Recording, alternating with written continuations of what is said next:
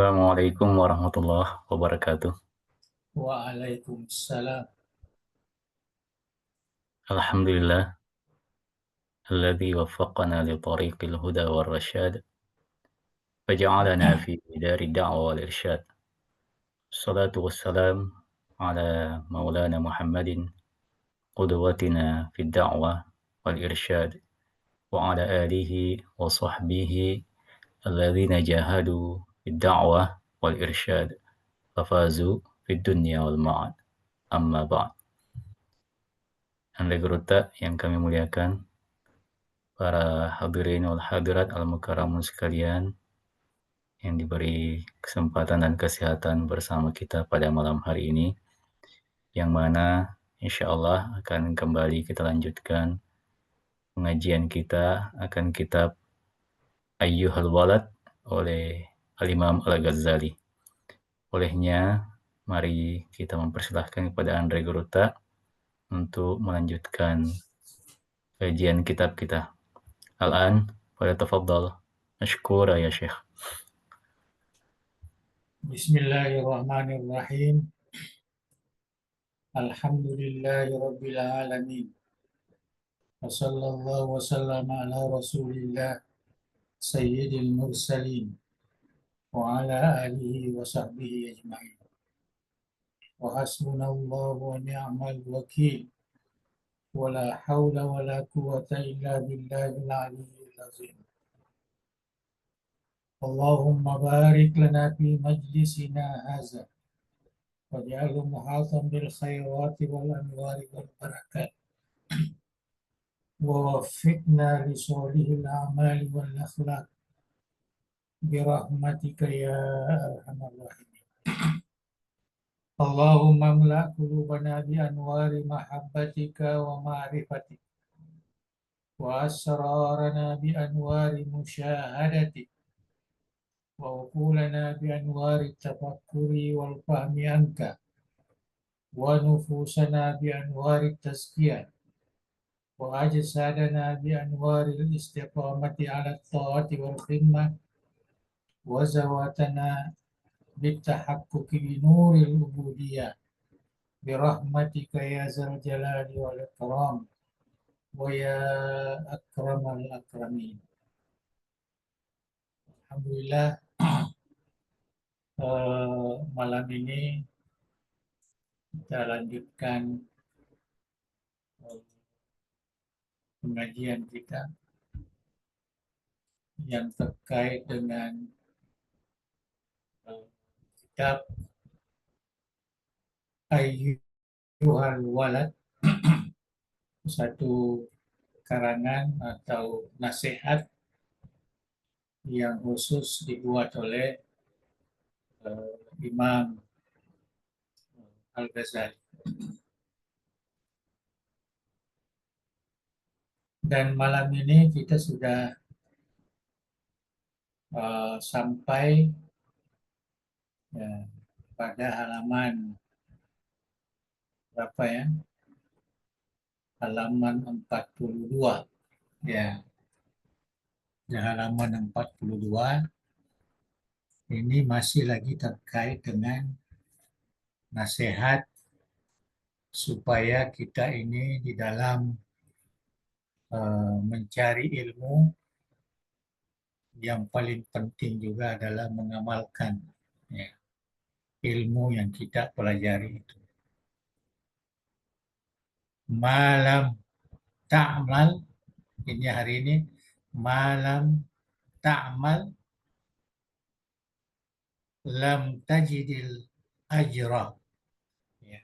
Selama kita tidak beramal, maka kita tidak akan mendapatkan pahala.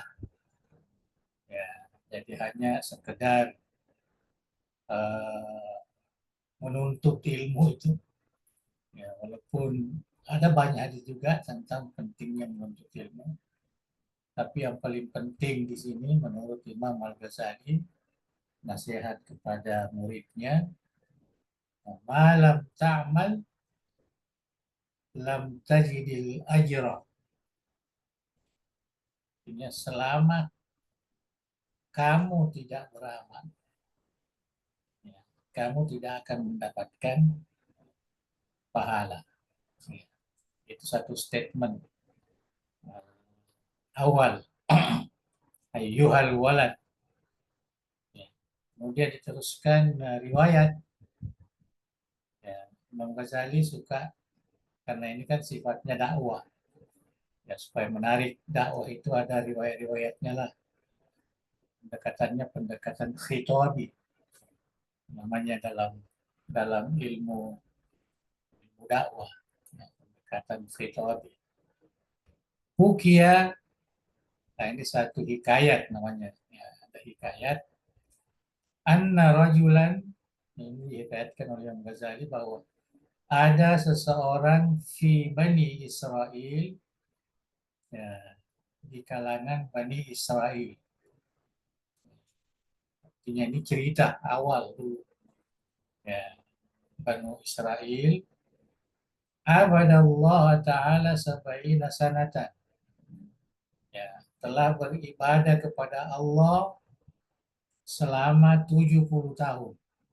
Ya, beribadah dulu panjang-panjang umur orang. Ya, jadi ini sampai 70 tahun beribadah. Itu riwayatnya. Faradallahu ta'ala ayyajluahu alal malaika. Ayyajluahu ya. Ayyajluahu alal malaika. Kemudian Allah Subhanahu wa taala ya ingin ya memperlihatkan, menyatakan ke atas malaikatnya. Dia mau memperlihatkan bahwa itu ada hamba saya dari Banu Israel telah beramal selama 70 tahun. Fa arsalallahu ta'ala ilaihi malakan. Ya. Jadi Allah Subhanahu wa taala mengutus, ya, arsalah, mengirim atau mengutus ilaihi, ila hazal abdi, ila hazal rajul. Ya, jadi Allah Subhanahu wa taala mengutuskan kepada orang itu ya malaikat, malakan. Malak ini mufrad. Ya, satu malaikat yukhbiru, ya, untuk memberikan kabar kepada orang itu. Ya, dia mau beritakan kepada orang itu bahwa annahu ma'ah tilkal ibadah. Ya, jadi bahwa sungguhnya dengan banyaknya ibadah kamu itu la yaliku bihil jannah, tapi tidak patut, tidak pantas masuk surga. Walaupun amalnya ini terlalu banyak, ya dilakukan selama 70 tahun. Ya, 70 tahun. Jadi itu yang apa namanya, yang mau diberitakan kepada uh, orang itu atau hamba Allah itu yang telah beramal selama, beribadah selama 70 tahun. Falamma balagahu, jadi ketika disampaikan kepada orang itu, jadi malaikatnya turun menyampaikan, qala al-abid, maka orang itu berkata, nahnu khuliqna lil ibadah. Sebenarnya kami ini memang diciptakan untuk beribadah. Fayambagi lana an na'budahu. Ya, maka sepantasnya lah kami beribadah kepadanya. Jadi bukan karena kami ini mau masuk surga, apa enggak. Kami ini beribadah selama ini, ya, perhitungannya sudah 70 tahun. Ini memang karena khuliqna lil ibadah. Artinya keyakinan orang ini sangat bagus. Kami ini memang dicipta untuk beribadah. Jadi sepantasnya lah kami beribadah kepada Allah. Nah, itu yang disebutkan kepada malaikat sebagai jawaban. Nah, dikasih tahu tadi bahwa Anda ini telah beramal banyak begitu. Tapi menurut apa namanya, ya, berita dari Allah, ini kan mau diuji oleh Allah Subhanahu Wa Taala, nah, bahwa sesungguhnya kamu dengan amalmu itu tidak pantaslah dengan surga itu. Jadi setelah dia dengar, ya, maka hamba Allah itu berkata, ya, sebenarnya kami ini dicipta untuk beribadah. Oleh karena itulah kami selalu beribadah selama ini. Ya, itulah yang didengar oleh malaikat, jawaban malaikat itu. Jawaban hamba Allah. Falamma raja al-malak. Jadi ketika malaikat itu kembali, ya, kepada Allah, maka qala Allah Ta'ala, maka Allah Subhanahu wa Ta'ala berkata kepada malaikat itu, Maza qala abdi, nah, apa katanya hamba saya?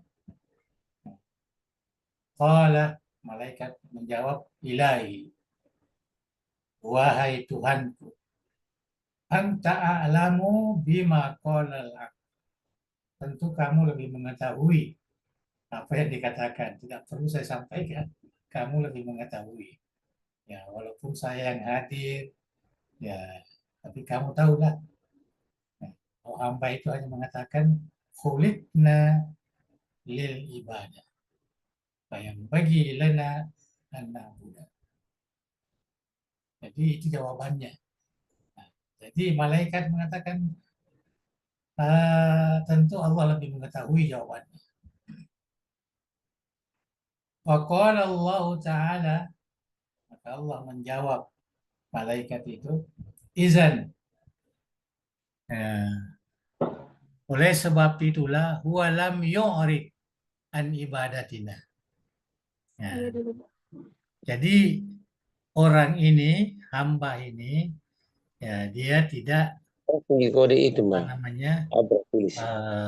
menjauhkan diri dari mengabdi kepada saya, ya kepada kami. Wanahnu ma'al karam la nuridu anhu. Jadi kami kata Allah dengan sifat, ya, kemurahan kami tidak akan membelakanginya juga.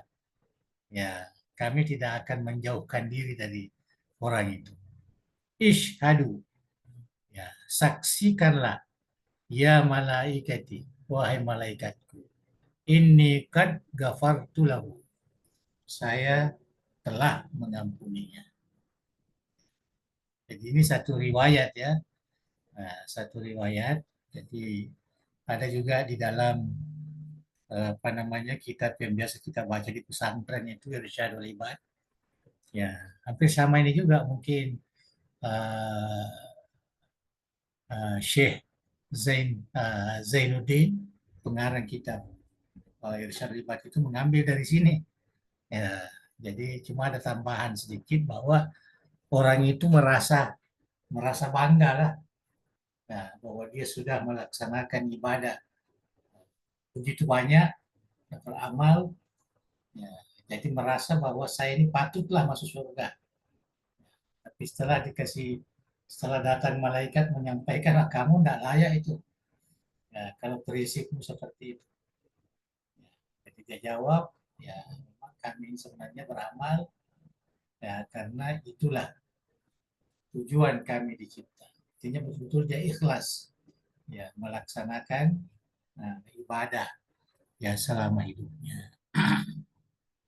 Nah, jadi Allah mengatakan isyhadu ya malaikati, saksikanlah karena keikhlasannya beramal, ya semata-mata dia lakukan karena Allah, ya maka dia diampuni oleh Allah Subhanahu wa taala. Wa qala Rasulullah sallallahu alaihi wasallam. Jadi ini nasihat, ya. Ya, jadi jangan, ya, kita ini terkadang sembahyang lah apalah, akan meyakini wah kami ini dirahmati, kami ini jangan, kita serahkan kepada Allah Subhanahu wa taala. Lebih banyak ibadah kita, lebih tawadu, ya. di hadapan Allah Subhanahu wa Ta'ala. Jangan muncul dalam hati kita itu nilai yang kita beri kepada amal ibadah kita. Kita lakukan karena memang itu adalah kewajiban kita. Kita laksanakan suatu kebaikan karena itu adalah perintah dari Allah Subhanahu wa Ta'ala. Karena kehidupan kita di dalam beribadah itu at-ta'ah,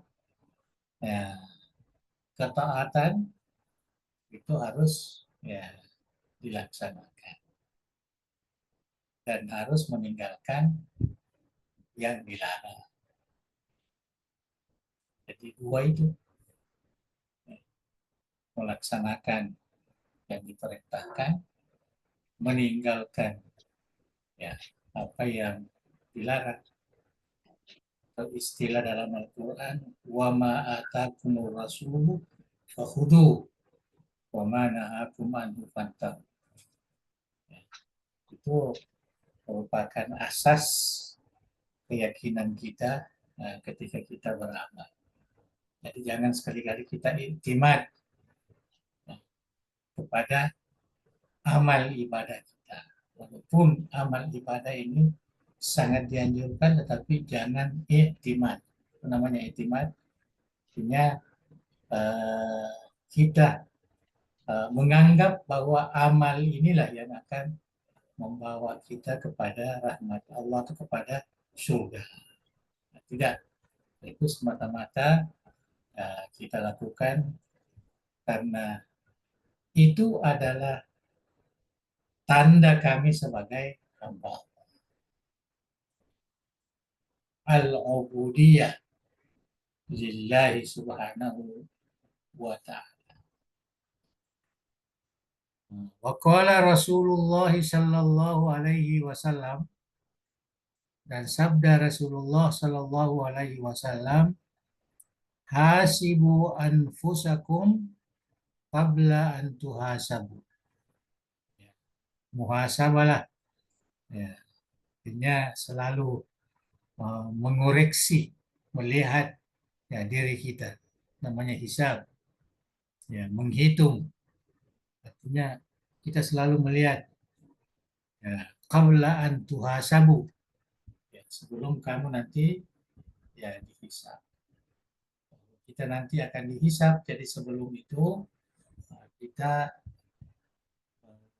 hisab memang lebih dulu diri kita. Sejauh mana kita telah taat kepada Allah dan menjauhi larangan-larangannya.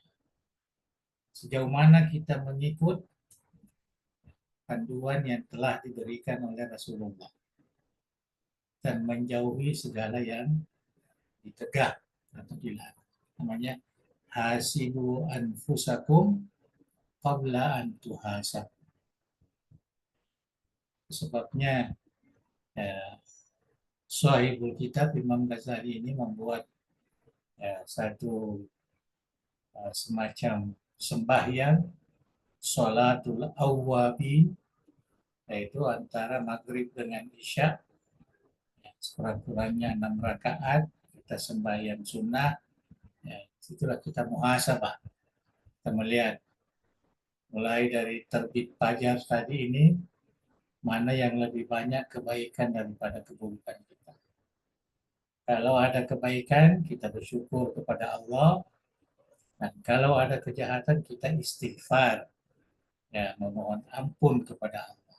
Itulah yang dimaksud dengan sholatul al-awwabi. Wazinu a'malakum qabla an tuzan. Jadi kita timbang amalan kita perhitungkan tadi sama.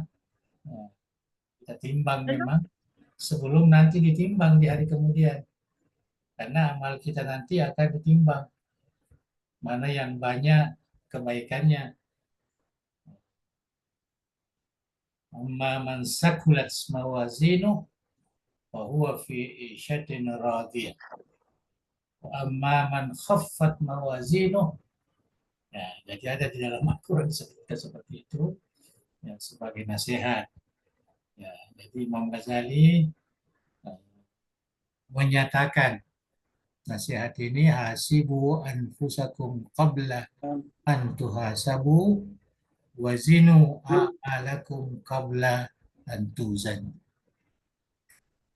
Wa qala Aliun radhiyallahu an.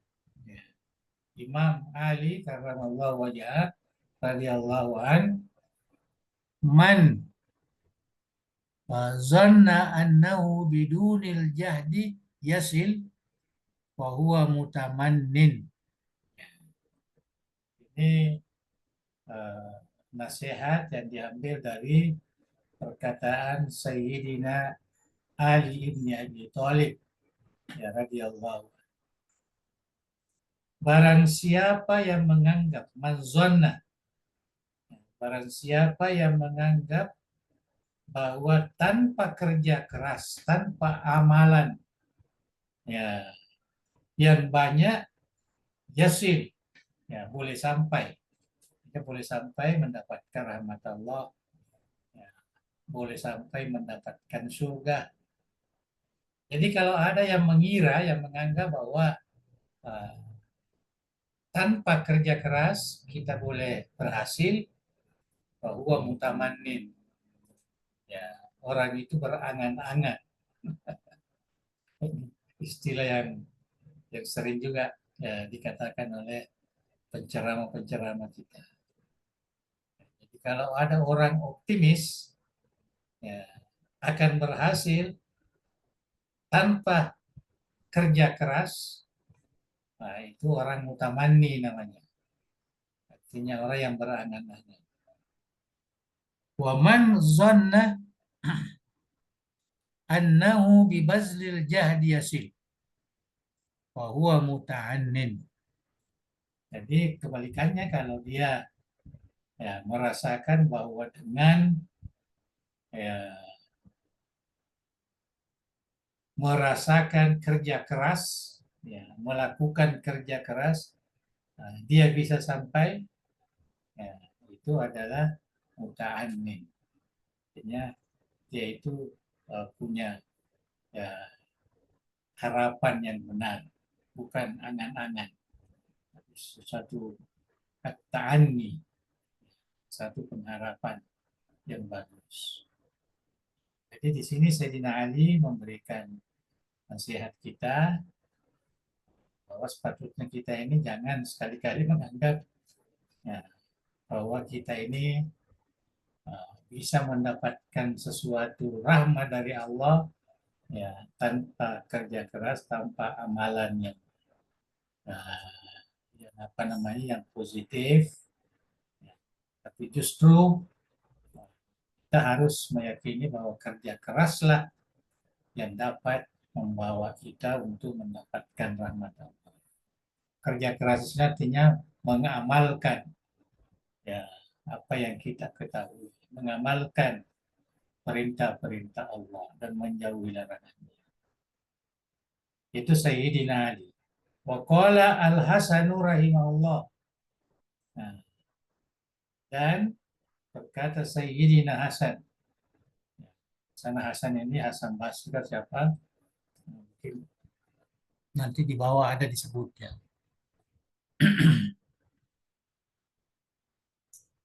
Wa qala Al-Hasanu rahimahullah, talabul jannati bila amalin zambum minaz zunub. Wah, ini lebih hebat lagi nih. Nah, jadi Imam Hasan mengatakan menuntut atau mencari surga, ya, kita mencari surga tanpa amal, ya, jadi berangan-angan saja, ya, berpikir saja begitu, tidak ada amal, tidak ada ibadah, tidak ada apa.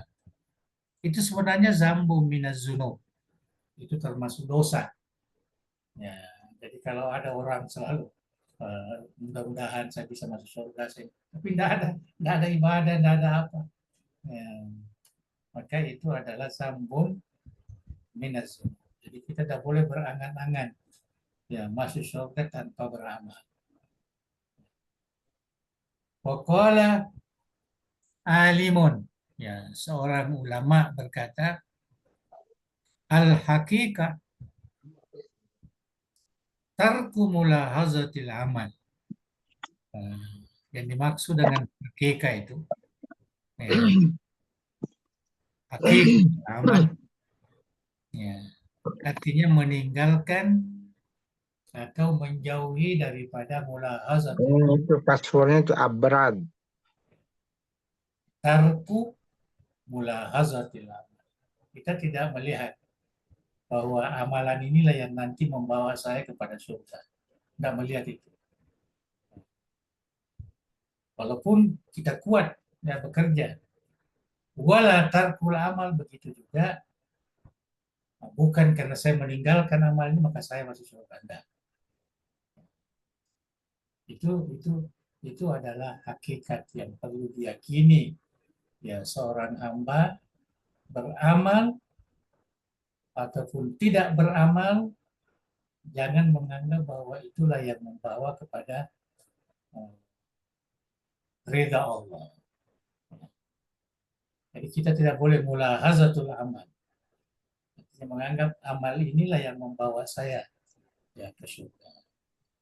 Atau meninggalkan amal inilah yang membawa saya ke surga. Tidak. Ya. Amalan itu adalah ibadah kita. Tarkul haram atau tarkul manhi al-manahi, meninggalkan yang dilarang, itu adalah ibadah. Jadi kita bukan itu amalan kerja kita untuk membawa kita kepada surga. Cuma amalan itulah karena kita betul-betul ikhlas dan itulah yang dinilai oleh Allah Subhanahu wa taala. Jadi wasilah, ya, wasilah untuk mendapatkan rahmat Allah Subhanahu wa taala. Wa qala Rasulullah sallallahu alaihi wasallam,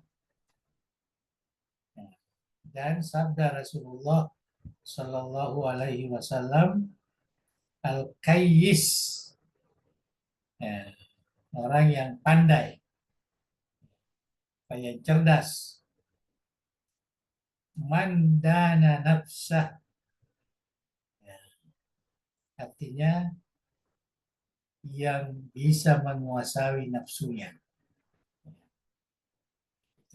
Itu salah satu terjemahan yang kita lihat. Ada juga yang menerjemahkan mandana nafsahu, yang menganggap dirinya itu adalah utang dari Allah Subhanahu wa taala.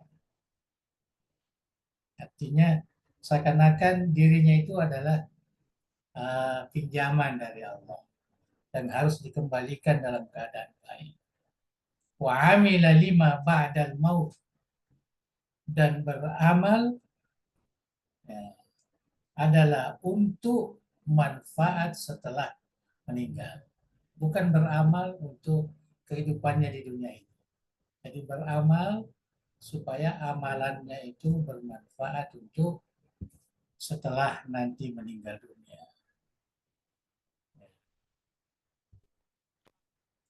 Ya, itu tadi pertama bisa menguasai dirinya, ya, menganggap dirinya sebagai pemberian sementara dari Allah Subhanahu wa taala, dan setiap dia beramal, amalnya itu adalah untuk keperluan nanti setelah meninggal. Wa amila lima ba'dal maut. Wal ahmaq, orang yang dungu,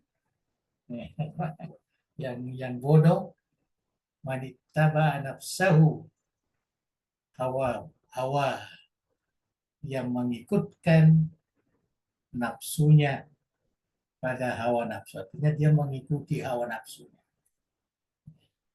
Dia tidak menjadikan hawa nafsu sebagai musuh, ya, sebagai bagian daripada hal-hal yang perlu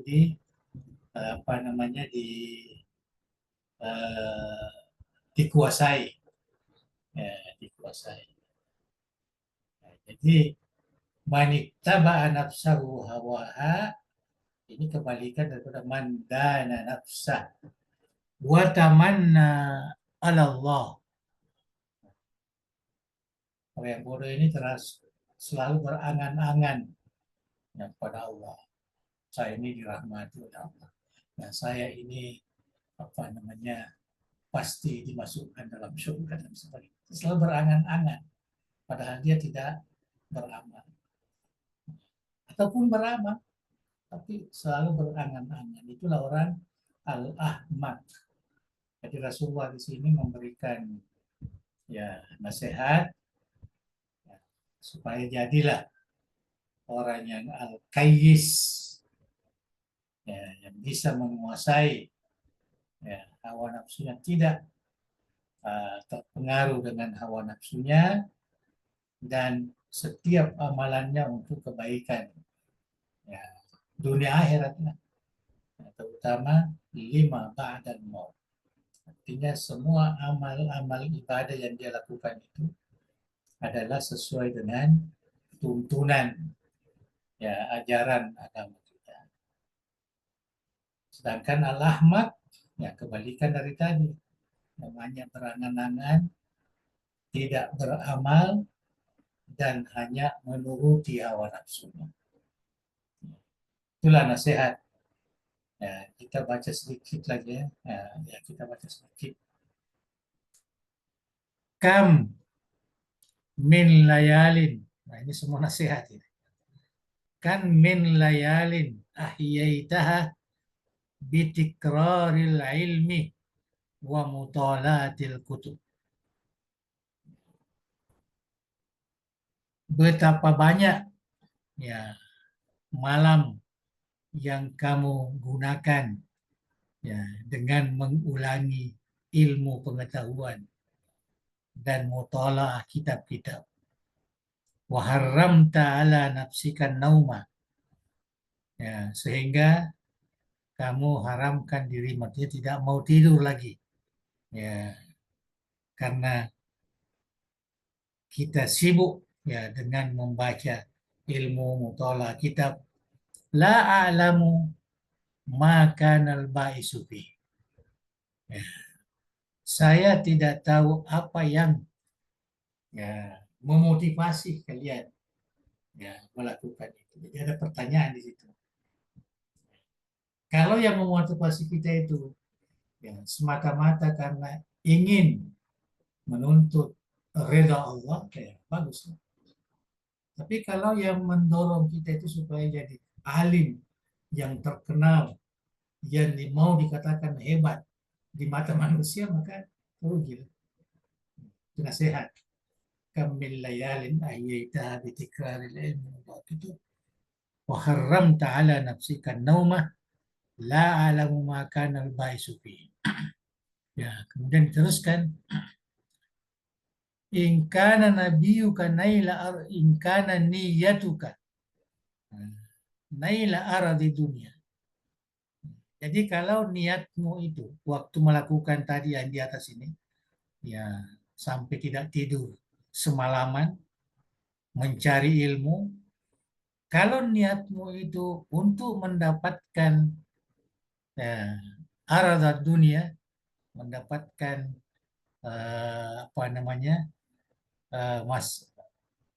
harapan-harapan dunia, ya, harta benda dan sebagainya, supaya jadi pegawai yang tinggi nanti kalau sudah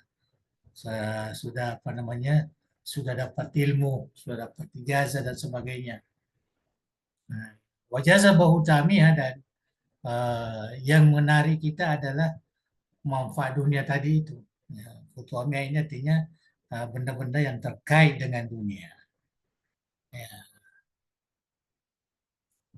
Wa tahsila manasibiha, supaya kamu mendapatkan manasib, mansib, jabatan-jabatan yang tinggi di dunia ini. Wal mubahah al-akrani wal amsal, untuk dibangga-banggakan kepada sahabat-sahabat pada masyarakat masyarakat umum, wailul lak, sangatlah celaka ya bagi kita semua ini. Jadi di sini pentingnya kita mencari ilmu semata-mata karena redha Allah, bukan untuk mendapatkan kenikmatan duniawi, kita mendapatkan jabatan, mendapatkan bukan. Jadi itu yang disebutkan apa namanya bahwa ilmu itu tidak mungkin dicapai kecuali karena Allah. Mungkin dia bisa pandai, dia bisa mendapatkan ijazah sebagainya, tapi yang dimanfaatkan adalah maklumat, bukan ilmu yang pada hakikatnya yang bisa mengantar kepada ridha Allah Subhanahu wa taala. Fawailul lak summa wailul lak. Ya, 2 kali Imam Ghazali mengatakan itu. Jadi setelah dia gambarkan bahwa pelajar-pelajar itu, santri itu, hamba Allah itu, ada yang ya, sini menuntut ilmu. Nah, mungkin kita bisa kiaskan kepada ibadah. Ada orang beribadah terus malam hari, ya banyak sekali. Tetapi niatnya itu lain.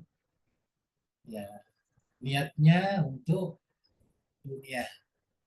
Ya, niatnya untuk mendapatkan kemegahan hidup, untuk mendapatkan pangkat, untuk dibangga-banggakan. Jadi apa namanya? Nah, itulah yang disebutkan di sini. Wailul lak. Imam Ghazali terus celaka bagi kamu. Kalau kamu melakukan suatu kebaikan, beramal ya, semata-mata untuk ya, kehidupan dunia saja.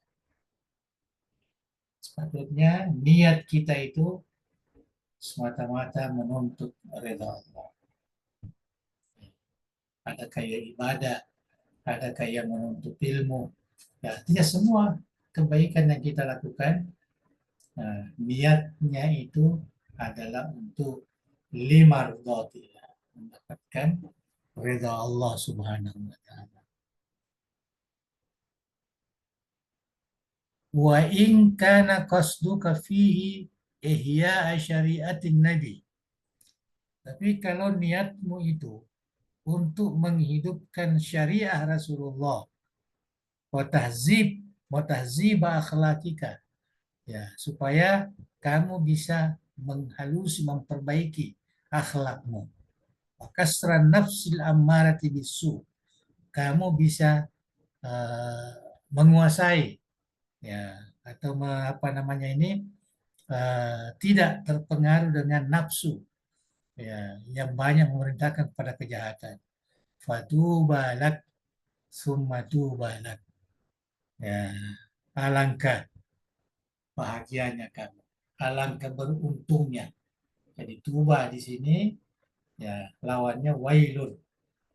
Jadi kalau niatnya hanya sekedar untuk memperlihatkan diri sebagai seorang alim, ya, sebagai seorang yang nanti mendapatkan pangkat mubaha alal akran wal amsal, ya maka wailun.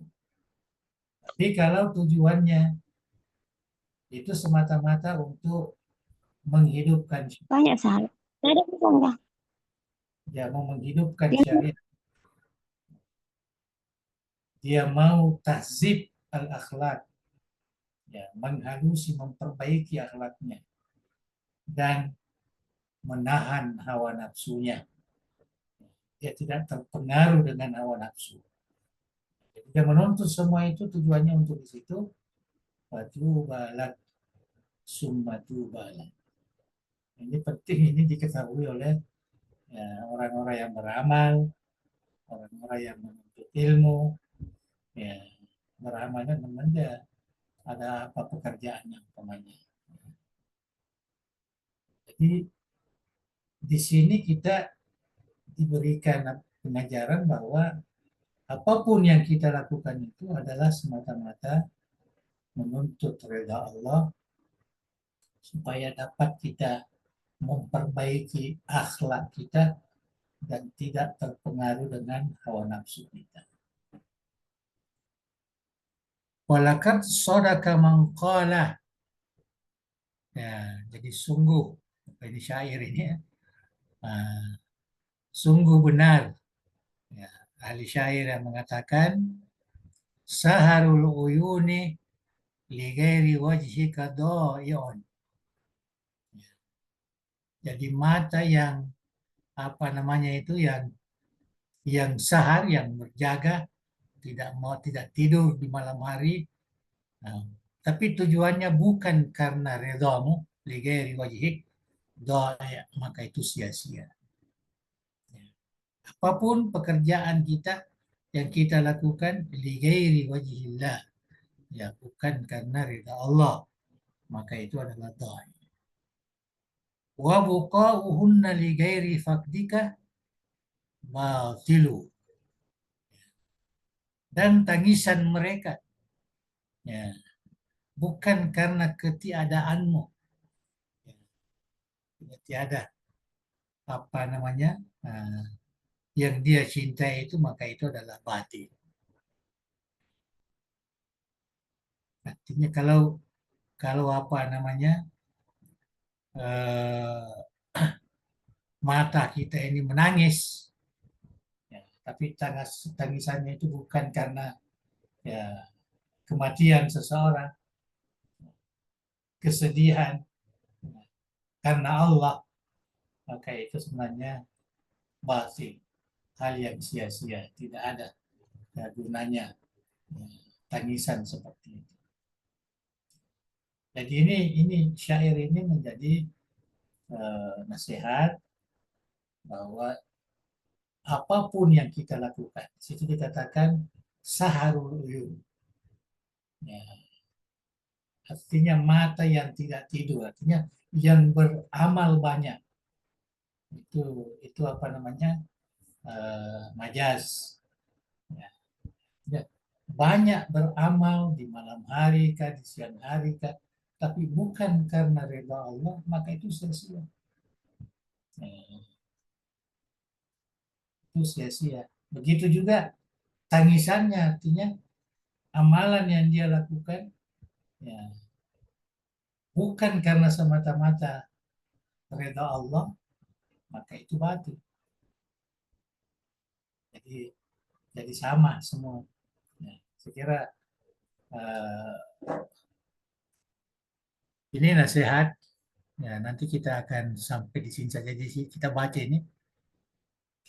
Tapi ini sering kita dengarkan. Nah, dinasihatkan oleh ulama kita, oleh pendakwah kita juga. Ya, ish masita. Ya, hiduplah sesuai apa yang kamu kehendaki. Ya, hidup. Fa innaka mayyitun. Tapi ingat, kamu itu akan mati. Silakan hidup sesuai dengan apa yang kamu kehendaki. Tapi ingat, fa innaka mayyitun. Oh, kamu itu akan mati. Jadi harus berhati-hati maksudnya di situ. Wa ahbib ma syi'ta. Ya, cintailah siapa yang kamu sukai dan kamu ingini. Fa innaka mufariqu. Tapi ingat, kamu tidak akan kekal bersamanya. Dia akan mati dulu kah atau kamu yang mati dulu. Nah, wa amal masyita, dan beramallah sesuai apa yang kamu kehendaki. Wa innaka majziyum bihi. Ya, karena sungguhnya amal kamu itu akan diberikan balasan. Kalau baik, baik. In khairun fa khair. In syarrun fa syarr. Jadi itu dikatakan wa'amal ma syi'ta wa innaka majziyun bihi. Ya, rupanya perkataan ini yang sering kita dengarkan ini berasal dari Al-Imam. Inilah bagusnya kita apa namanya ini kita baca. Jadi nanti kalau kita mau jadikan sebagai bahan ya, ceramah kah, khotbah kah, apa segala ya boleh lah. Langsung diambil menurut Imam Ghazali dalam kitabnya Ayyuhal Walad ya, sebutkan. Nah, dan itu lebih apa namanya lebih confident kita pendengarnya juga. Rupanya ini bukan buatan-buatan sendiri, tapi berasal dari seorang ulama yang menjadi rujukan kita selama ini. Yang hidup sudah lebih 1000 tahun yang lalu. Imam Al-Ghazali. Saya kira sampai di situ, jadi yang ini kita baca. Kemudian ya Ayyuhal Walad, jadi kita baca setiap itulah. Saya kira banyak sekali pandangan-pandangan tadi yang disebutkan oleh Imam Ghazali, termasuk nasihat-nasihat dari ulama kita, Sayyidina Ali, Sayyidina Hasan, riwayat-riwayat. Saya kira ini mungkin memberi sedikit ya, manfaat kepada kita yang beramal. Karena kita semua kan beramal. Kurang-kurangnya sembahyang kita, zakat kita, dan lain sebagainya. Maka kita sesuaikan ini supaya betul amal kerja kita itu tidak sia-sia. Ya. Artinya ada manfaatnya di sisi agama kita. Mendekatkan diri kepada Allah Subhanahu wa taala. Wallahu a'lam bishawab. Oke. Alhamdulillah. Terima kasih banyak, Pong. Setelah kita dengarkan bersama penyampaian dari Andre Gruta akan kitab Ayyuhal Walad, pesan-pesan dari Al-Imam Al-Ghazali. Selanjutnya kami persilahkan kepada kita semua yang hadir pada malam hari ini. Jika ada hal yang ingin didiskusikan atau ditanyakan atau diperjelas dari kajian kita pada malam hari ini, kami persilahkan. Tafadhol. Silakan.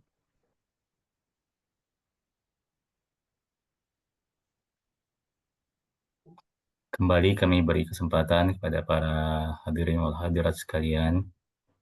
Jika ada hal yang ingin didiskusikan, boleh juga kami bantu baca lewat media chat. Silahkan. Ya, tafadhal Prof. Abdullah. Silakan Prof. Bismillahirrahmanirrahim. Assalamualaikum warahmatullahi wabarakatuh. Ya, Abdul. Pertama, yang kami hormati Bapak Prof. Yang kedua, terima kasih ucapan testimoni Prof. Alhamdulillah doa tak sudah selesai tadi. Kasih banyak. Baru tadi dipromosikan. Iya Prof. Dia apa namanya dikukuhkan. Iya, terima kasih ya Ustaz Hamid. Begini Prof. Ada anggapan bahwa sebagian pendapat ini katanya dari satu sisi peradaban Islam itu jatuh karena pemikiran Al-Ghazali. Itu pada saat masa peradaban Islam di abad ke-12 dan seterusnya. Tapi sisi lain katanya Bro, mohon maaf, justru dengan hadirnya Al-Ghazali, kesadaran beragama orang-orang Eropa itu sudah mulai tampak. Nah, kan itu pertanyaan saya, Prof, mohon maaf. Yang sampai sekarang itu yang membuat kita juga masih terganggu. Yang mana sebenarnya yang lebih dahulu pengamalan ilmunya Al-Ghazali ini, apakah beliau sebagai teolog dulu yang menganut faham Asy'ariyah, atau beliau filosof yang menantang Ibn Rus, atau dia sufi. Gitu. Jadi itu saya kira itu. Itu saja Prof. Terima kasih banyak. Assalamualaikum warahmatullahi wabarakatuh. Ya, jadi saya kira ini bagus juga karena Imam Al-Ghazali ini, kalau saya melihat termasuk bacaan, dan itu biasalah penyakit orang-orang alim ini, ada kecemburuan. Ya. Dan saya kira itulah yang menjadi afat al-ulama.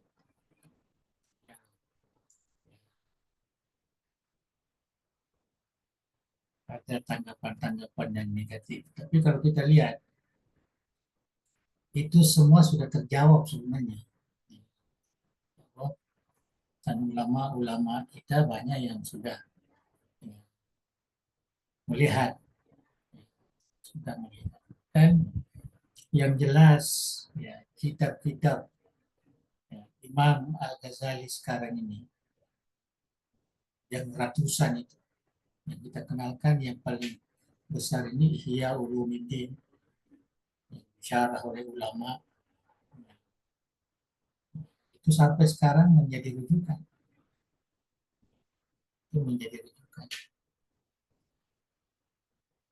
Kalau ada yang mengatakan bahwa banyak hadis ya, palsu di situ, tidak masuk akal karena hadis itu sudah semua ditahqiq, ya, ditahqiq oleh Imam Al-Iraqi dari dulu, seorang muhaddis yang terkenal. Jadi sudah jelas, dan ada beberapa yang apa namanya yang ya dianggap dhaif, ataupun mungkin ada maudhu'. Karena Imam Ghazali menulis ini tidak seperti kita menulis menggunakan rujukan. Dia tulis ini di Baitul Muqaddas, ya di atas soto. Ya, dia menulis Ihya Ulumuddin itu namanya. Ya, yang banyak dikritik orang ini, ya, tapi tidak apa namanya, tidak sebanyak orang yang memuji kitab itu. Malah dikatakan oleh sebagian orang, andaikan tidak ada Quran pun, maka Ihya Ulumuddin sudah cukup, ya, memberikan apa namanya panduan, ya, dalam beragama sesuai dengan namanya Ihya Ulumuddin, ya, menghidupkan, ya, ilmu-ilmu agama. Dan di situ dibagi 4, ya, yang terkait, ya, dengan adat, ada yang terkait dengan ibadat, ada yang terkait dengan munjiat, dia yang menyelamatkan, ada yang muhlikat. 4 itu yang tulis dalam kitab itu.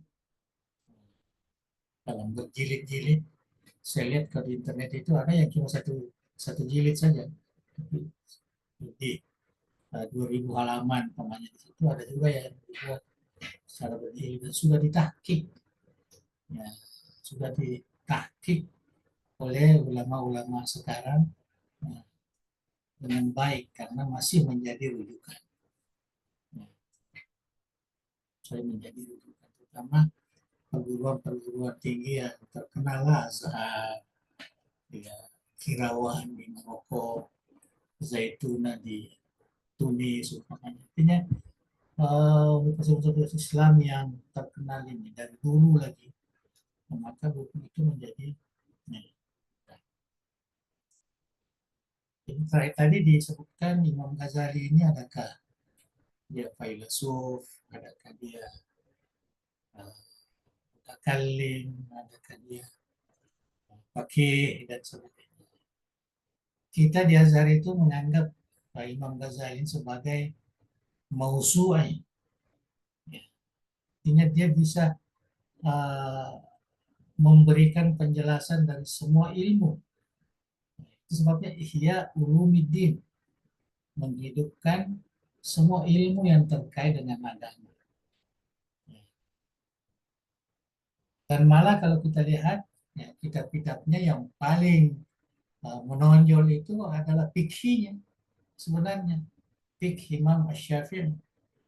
Ya, ada beberapa judul itu, Al-Wajiz, ada beberapa ya, Al-Mahazin, ya, terkait dengan apa namanya eh, fikih Imam Asy-Syafi'i. Sehingga itu kalau dilihat dari sudut apa namanya apa istilahnya ya, dia punya kronologi ya, ilmu fikih Imam Asy-Syafi'i ini, jadi dari Imam Asy-Syafi'i dengan muridnya Al-Muzani dan yang lain ya, turun ya, pada Imam Al-Junaid, apa namanya, Al-Juwaini, ya, Imam Haramaini, dan yang setara, kemudian turun kepada Imam Al-Ghazali, ya, gurunya, muridnya Imam Al-Junaid, apa namanya, Imam Al-Haramaini. Kemudian turun ya, ke bawah sampai masuk pada Ar-Rafi, dan ya, setelah Imam Ghazali itu termasuklah apa namanya Imam An-Nawawi. Ya. Dan itu peringkat-peringkat itu. Kalau kita lihat tabaqat Syafi'i. Jadi Imam Al-Ghazali termasuk fuqaha Syafi'i, masuk dalam apa namanya ulama Syafi'i. Jadi pakar fikih, dia ada usul fikih, al-mustashraf. Jadi semua ilmu yang terkait dengan agama ini ya apa namanya tidak ada yang terlepas, semua ditulis.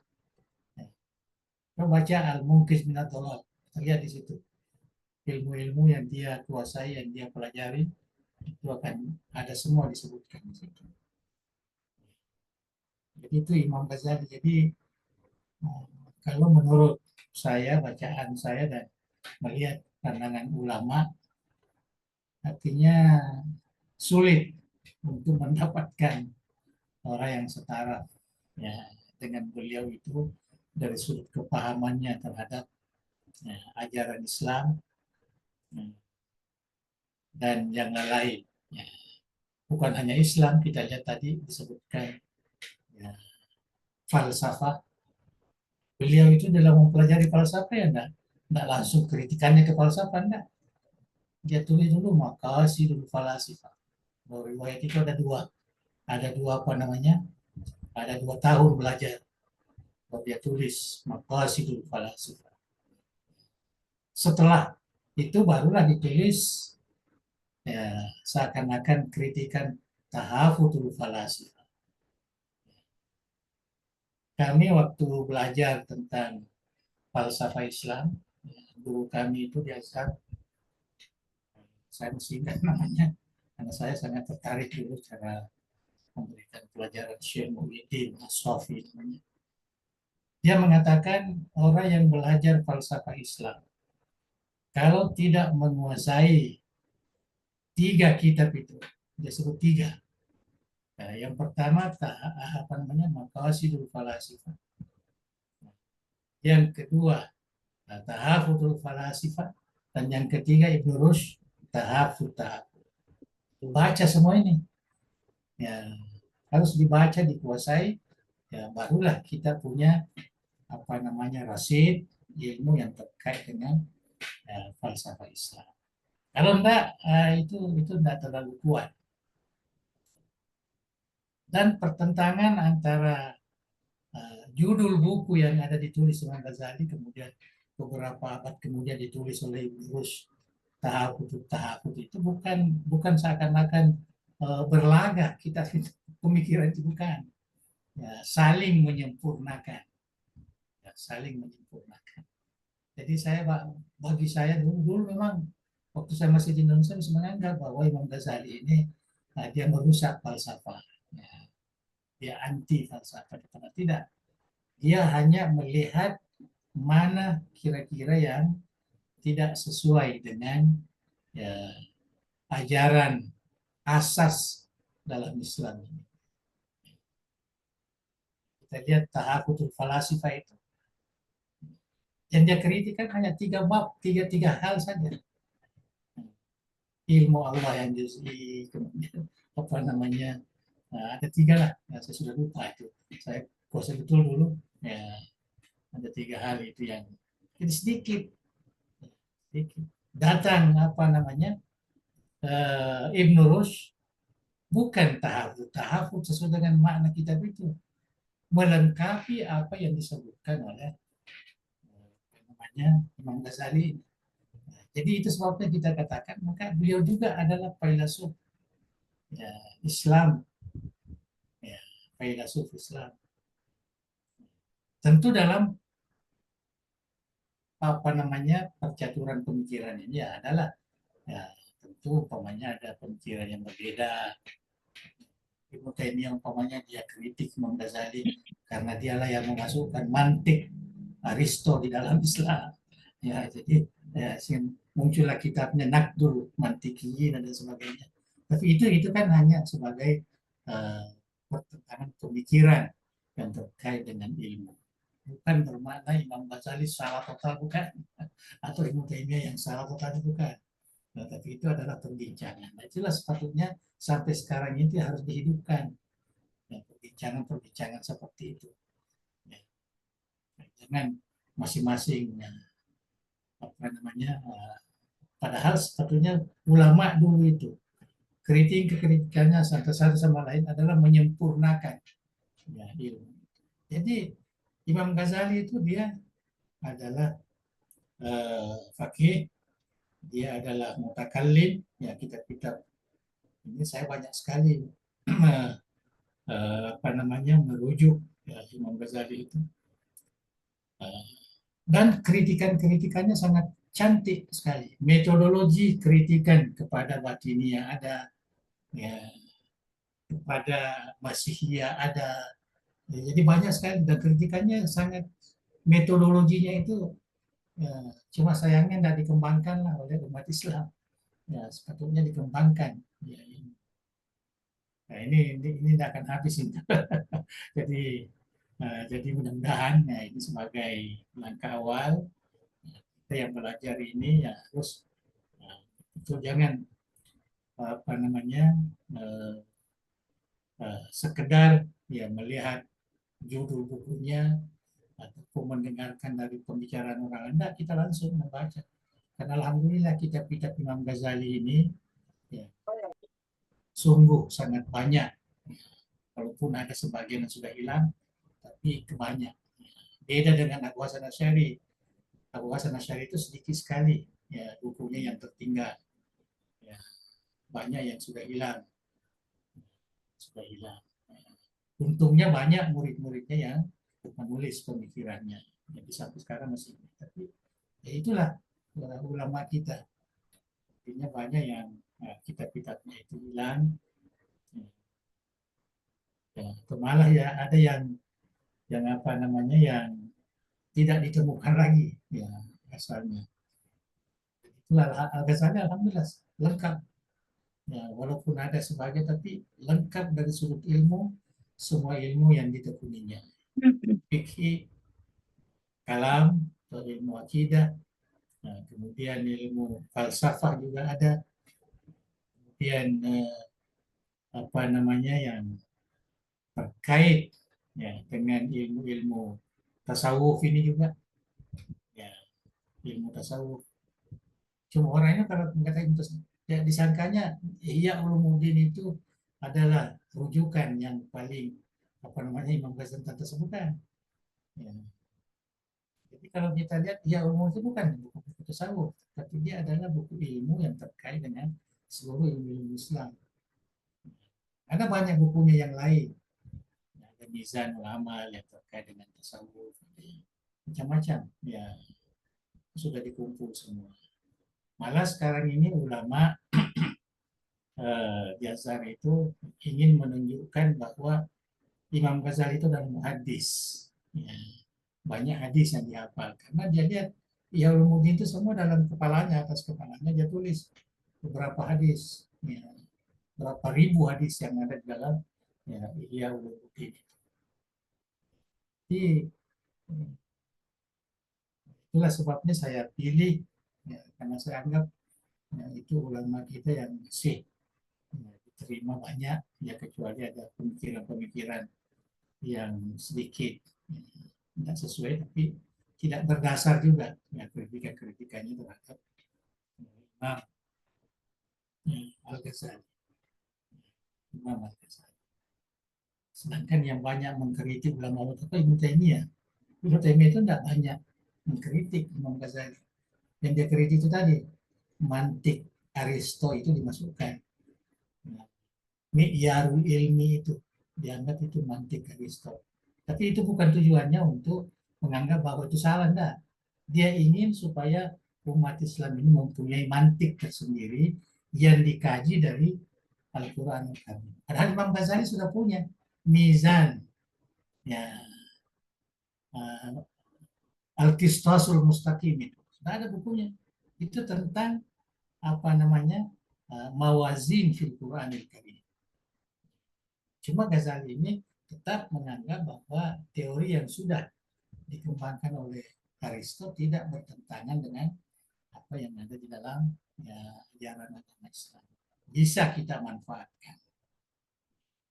Jadi saya kira itulah sedikit. Ya, saya kira Pak ya Ustaz Abdullah ini memang kepakarannya di situ. Ya, jadi mudah-mudahan lah ya, ini bisa membuka pemikiran kita semua. Dan kita harus paham bahwa semua ulama kita itu ya, selalu ada saja orang yang memberikan penilaian. Tapi saya anggap penilaian yang diberikan oleh ulama kepada Imam Ghazali ya tidak ada yang keterlaluan. Ya, semua hanya merupakan kritikan-kritikan yang karena mereka tidak melihat secara umum ya kitab-kitabnya. Malah ada yang tidak melihat. Ya, saya pernah mendengarkan satu khutbah, ya khutbah di Jambi. Saya baru pulang dari Azhar waktu itu. Ya khutbah, oh dia sebut tahawud falasifah, tahawud baru dipecahkan pemikirannya. Ya, katanya. Jadi cuma dia karena dia orangnya NU dia mengukuhkan pandangan ya, Ghazali dan menganggap Ibnu Rusdi ini tidak benar di dalam mengkritik ya, Imam Ghazali. Saya bilang ini salah, ini tidak betul, ini tidak sesuai. Ya, tapi itulah artinya dalam perbincangan ilmu ini memang kuat. Ya, jadi saya kira itulah ya jawaban ya, sebentar untuk membuka ya. Jadi Imam Ghazali itu mausu'i namanya. Artinya bukan hanya satu tasawufnya, bukan. Dia fuqaha, dia juga mutakallim, ya, dia juga sufi, ya, dia juga ahli falsafah. Jadi dia bisa gabungkan semua ilmu itu dan ilmu itulah yang dipakai untuk mendapatkan kebenaran. Saya kira bagi kita yang menggeluti Imam Ghazali ini ya banyak sekali. Cuma saya ingin berwasiat kalau ingin menelusuri pemikiran ulama-ulama kita itu. Sebenarnya dunia sekarang sudah cukup ini. Umpamanya kita mau melihat bagaimana sebenarnya Imam Ghazali dari sudut ilmu. Maka pertama kita harus membaca kitab-kitab yang ditulis oleh Sulaiman Dunia namanya. Sulaiman Dunia itu adalah seorang tokoh yang mempunyai kepakaran tentang Imam Ghazali. Begitu juga Ibnu Arabi umpamanya. Kita mau menguasai pemikirannya. Jangan langsung baca kitabnya karena mungkin kita tidak paham. Ya kita baca dulu ulama yang menguasai.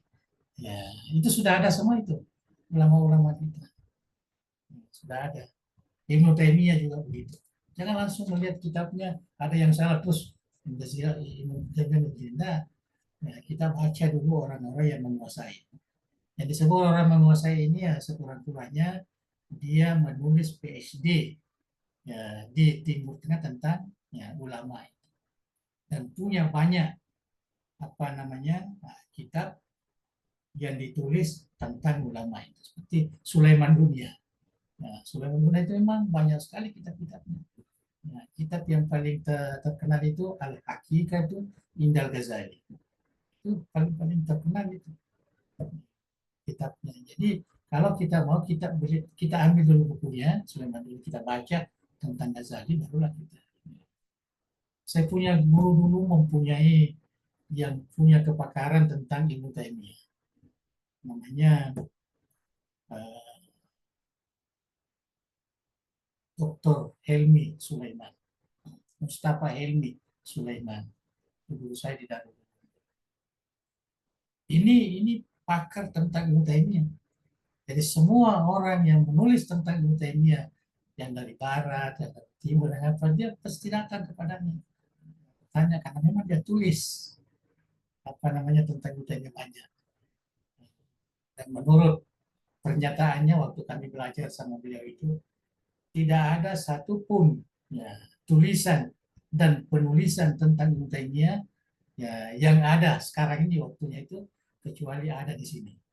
Kita lihat satu kamar itu penuh dengan kitab, ya termasuk kitab Ibnu Taimiyah, kitab yang menulis tentang Ibnu Taimiyah, semua ada katanya. Kalau saya perlu kritik, saya kritik. Saya perlu akui, saya akui. Begitu itu artinya betul-betul dia kuasai.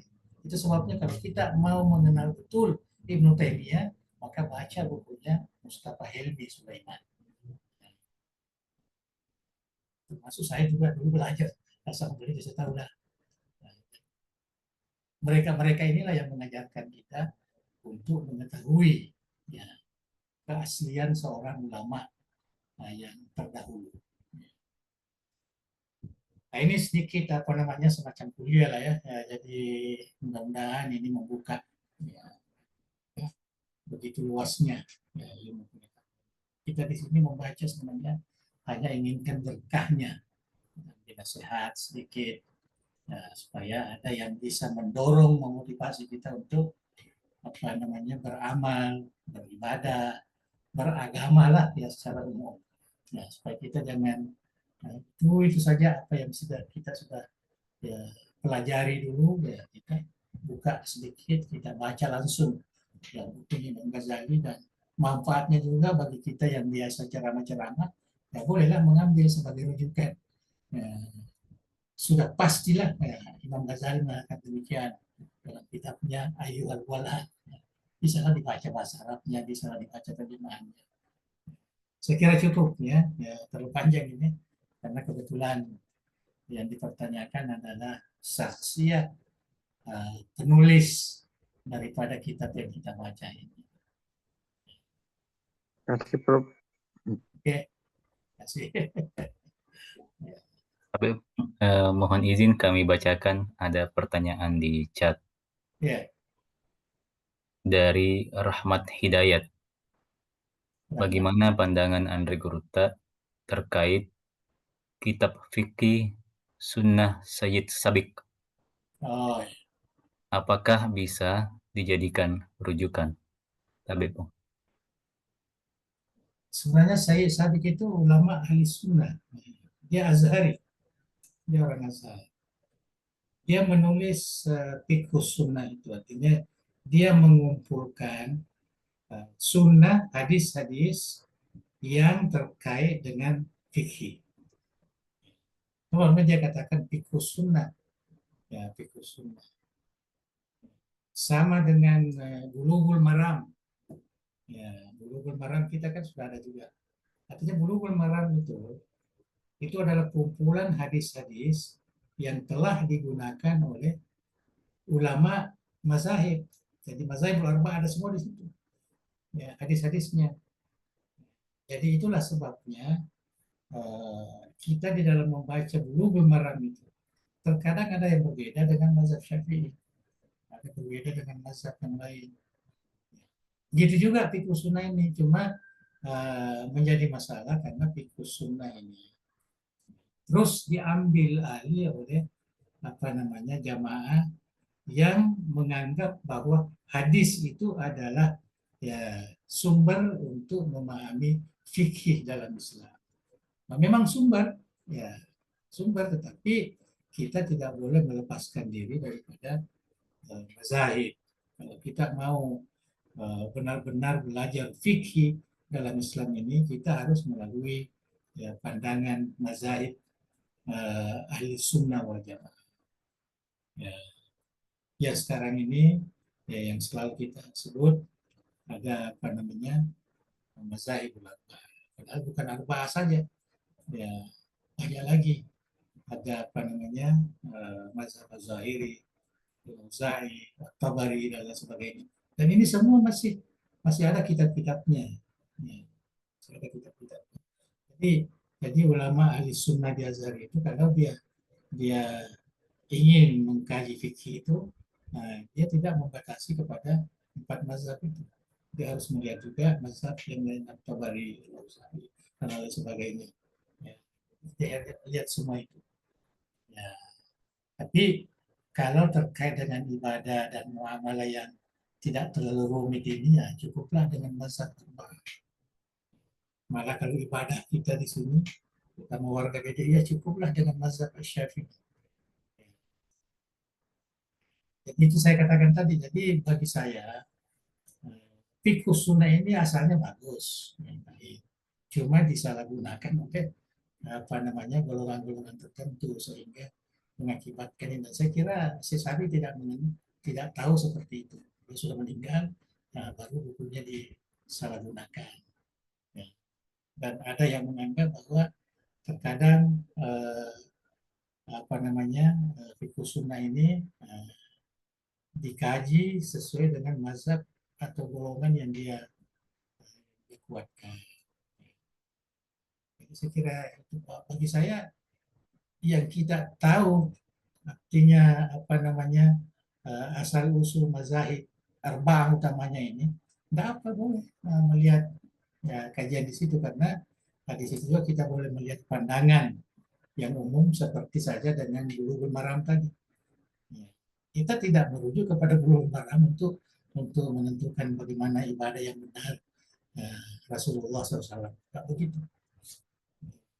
Sama dengan itu juga. Jadi fikih hadis itu adalah rujukan hadis fikih yang dipakai oleh ulama. Ya, dia lebih luas dibanding dengan cuma sayangnya tidak ada yang syarah yang sesuai dengan pandangan mazhab-mazhab dalam Islam. Itu kekurangannya. Jadi bisa menyesatkan ya dalam memahami fikih. Itu pandangan saya. Jadi saya tidak terlalu merujuk ke situ. Ya, kalau masalah-masalah fikih, kita merujuk kepada Bulughul Maram lah yang memang sudah ada syarahnya, yang sudah ada. Nah, itu lebih selamat lah. Allahu a'lam bishawab. Baik, alhamdulillah. Terima kasih banyak, Pong.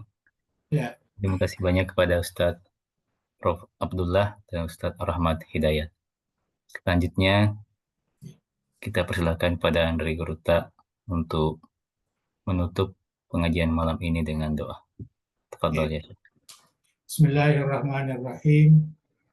Alhamdulillahirabbil alamin. Hamdan yuwafi ni'amahu wa yukafi'u mazidah. Ya Rabbana lakal hamdu kama yanbaghi li jalalil karim wa 'azimi sultanik. Allahumma shalli wa sallim ala sayyidina Muhammad wa ala alihi wa sahbihi ajma'in. La ilaha illallah al-azimul halim. La ilaha illallah rabbul arsyil azim. La ilaha illallah rabbus samawati wa rabbul ardi wa rabbul arsyil karim.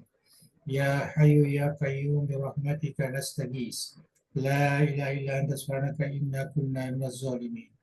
Allahumma inna nas'aluka bismikal azim wa bi asma'ikal husna kulliha ma 'alimna minha ma lam na'lam an tarzuqana ilman nafi'an wa rizqan wasi'an mubarakan wa shifaan min kulli da'in wa saqamin ya akramal akramin.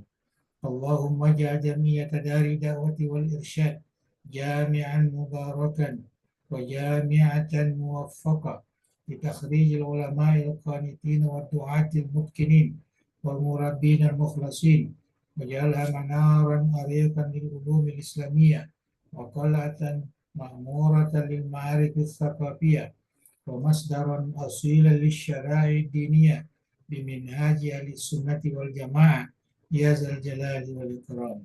اللهم وفق أبناء دار الدعوة والإرشاد لصالح الأعمال وتمام مكارم الأخلاق. اللهم اجعلنا معهم من عبادك الصالحين وأوليائك المقربين وأصفيائك المخلصين. اللهم سدد وأيد دولة إندونيسيا كدولة مباركة في التقدم والأمن والسلام وسائر بلاد المسلمين يا حنان يا منان. ربنا آتنا من لدنك رحمة وهيئ لنا من أمرنا رشدا. ربنا آتنا في الدنيا حسنة وفي الآخرة حسنة وقنا عذاب النار. وصل اللهم على سيدنا محمد وعلى آله وصحبه وسلم، وارزقنا كمال المتابعة له ظاهرا وباطنا في عافية وسلامة برحمتك يا أرحم الراحمين. تقبل دعانا بأسرار سر الفاتحة. إياك نعبد وإياك نستعين صراط الذين أنعمت عليهم. السلام عليكم ورحمة الله وبركاته. Waalaikumsalam warahmatullahi wabarakatuh. Waalaikumsalam warahmatullahi wabarakatuh. Terima kasih banyak, Pong. Assalamualaikum. Semoga di minggu depan kita kembali bertemu dan kurta sehat-sehat untuk kembali mendengarkan kepada kita, perdengarkan nasihat-nasihat dari kitab Ayyuhal Walad. Kita akhiri bersama. Billahi taufiq wa da'wa wal irsyad. Assalamualaikum warahmatullahi wabarakatuh. Waalaikumsalam warahmatullahi. Saya ke salah buang. Saya ke buang. Selamat. Saya Assalamualaikum. ke akhir doa di topik.